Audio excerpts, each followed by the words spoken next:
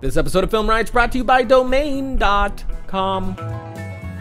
Oh, well, howdy, y'all. It's good to be back. I missed your sweet-smelling faces. Kind of reminds me of Mama's hot apple pie cooling in the breeze as I work in the fields.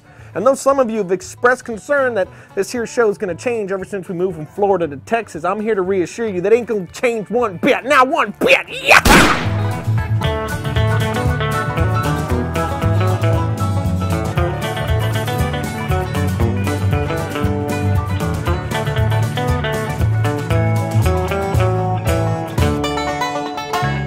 3 paces.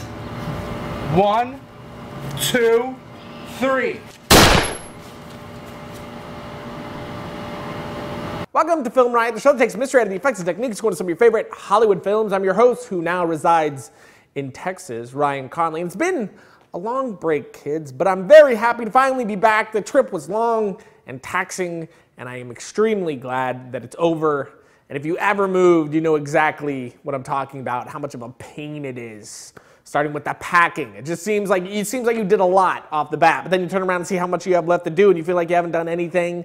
But then once you're past the tedium of packing, you have to go to the back-breaking task of filling a giant U-Haul truck with everything that you possess in the world, which usually isn't an issue for me, but knowing that I had to drive across several states to get to Texas made it a bit nerve-wracking. But once we were done with that, we were on the road, which consisted of driving, more driving, some extra driving, and a little bit of driving. Then we stopped at the state line for Mississippi, and Josh reenacted a scene from one of his favorite films. I'm standing in 2 places at once! After that, it was back on the road for some more driving and driving and driving. Then we stayed at a hotel, which was terrifying to leave all my stuff and gear out in the truck overnight and go to sleep and not be watching it. I wanted to keep checking it like it was my baby. Like, are you still breathing? You're still breathing. It was also slightly difficult to get that thing out of the parking lot.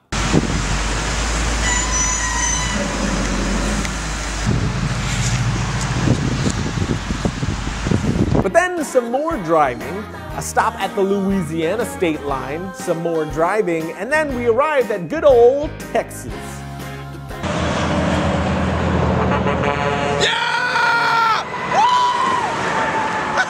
It was fun, but exhausting, and I'm so glad that it's over. But now, since we missed Monday's episode, we're going to do a quick mail sack segment, and tomorrow we have another episode of Film Riot coming out where we will talk about photography. So booyah! 2 episodes this week. Even though we didn't get Monday, we still got you with 2 episodes. High five. Also, probably the last time you're ever going to see me in a cowboy hat. This was in honor of Texas, and then after this, not my thing. Also, it's really echoey in this house. This is our new house. Hello!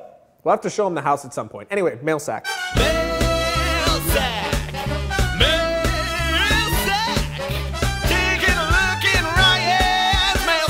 First question says, how is Texas going to affect Film Riot? It's going to affect Film Riot in all good ways. One way is just a new house, which means a new location for Film Riot. Since we shoot a lot of our sketches within the house I live in, basically means we did like a remodel to our set, you could say. So you're going to be seeing a lot of different things. There's a lot of locations in Texas that we never could have gotten in Florida. And there's a lot of things that we're trying to set up to do here that we never could have done in Florida, none of which I can really say now. So it's kind of hard to explain why it's much better, but you'll see this year, hopefully. But it's just all around the right move for me personally and professionally. What can you tell us about getting an audience and maintaining an audience on YouTube, Vimeo, etc.? It's harder to get an audience and maintain one on Vimeo. Vimeo is more of a professional platform, which is great. Vimeo is the perfect place to go if you want thoughtful, professional critiques of your work. You put it up there, you're gonna get people who are doing work like you that are gonna give you really good feedback,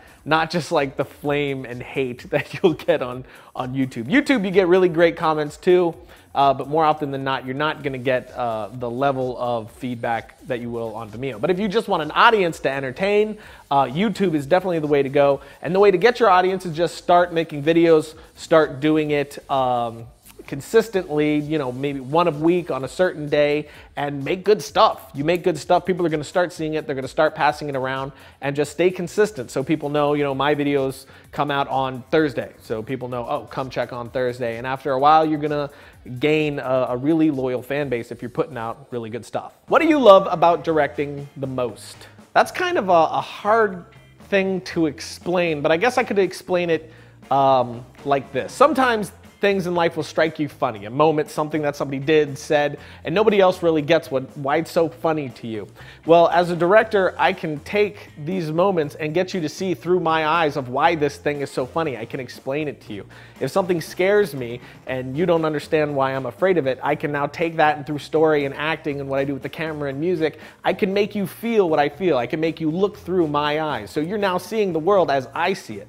And I'm able to create this whole thing for you to, you know, again, look through my eyes. And for me, that's one of the coolest things in the world. I just love that. And of course, telling stories and get people to think the way I think for however long that span of time is and feel the way I feel, I just think that's really freaking cool.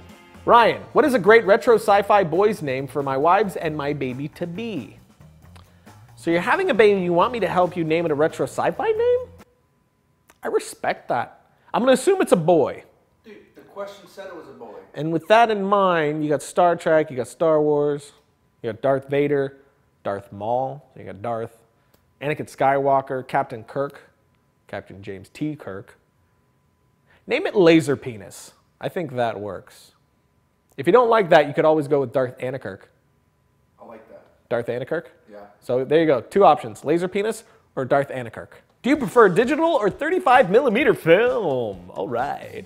If you would have asked me that question about 4 years ago, I would have said I hate digital and 35 is the way to go, always film. But that has changed rapidly. The cameras that they're coming out with now are absolutely beautiful. And now I will say it is absolutely dependent upon the project. For me, I don't like it when vintage films are shot digitally. It just looks crappy. I can tell that it's digital and just doesn't suit. Film still has this aesthetic to it that just transports you to that world. I think it really helps still.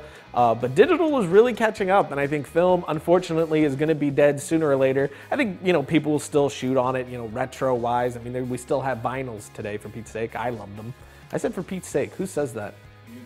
Apparently I do. So I think it depends on the project. Some projects are perfect for digital. Some should go the film route. I can still tell the difference 9 times out of 10. So digital's not quite there yet, but my God, is it moving fast. When is Tell finally going to come out? I've been waiting ever so patiently. Please give us a date. Thanks. Love you guys. As we said before, it's still going to be end of March, beginning of April. Hopefully end of March, but as we near closer, it looks more like beginning of April. The edit is locked, and we are just waiting for music and sound design, and then we're gonna bust this thing out in your direction. No. How are you liking Texas? I like it a lot so far. I just visited about 2 times before I actually moved here. It was more of a logical, professional choice for me, so it didn't really matter other things so much. But I did research it, and I liked certain areas, and I came out and I liked them a lot. And I gotta say, the people are 10 times nicer here than what I'm used to. Especially the driving is a lot more courteous. Oh, somebody's at the door. Go to a sponsor. Domain.com has been owning the competition with cheap domain names and no hassle service, and our FilmRight Army has been making Domain one of the fastest growing domain registrars in the world. And if you're setting up a website to show off your photography, brag about your filmmaking skills, or do something more business related, Domain.com is the best place to buy a domain name for your new idea. Domain.com's easy checkout process makes it simple to find your domain name and set up your website without the hassle. And Domain.com's domain discovery system quickly shows you available domain names, making it easy to select the domain extension that's right for you. You can find a sweet.com or get a .co and drop that M right off, save a character. Already have a domain elsewhere? It's cool. You can transfer to Domain.com for just $7.61 and get an extra year free. And the guys at Domain.com are huge fans of Film Riot, and they want to hook you guys up like we've told you so many times before, so use the code FilmRiot and get 15% off your domain purchase at transfer. That's only $6.47 for domain transfer, which you already know. So go get you some domain and get your domain on. Logo. So that's it for today. It's our first day back, and in Texas, nonetheless. I'm excited about the things to come. It should be a really good year, but don't forget we have another episode coming out for you guys tomorrow. I have my good friend and pro photographer on the show to break down some of the basics of photography. So until then, toodles.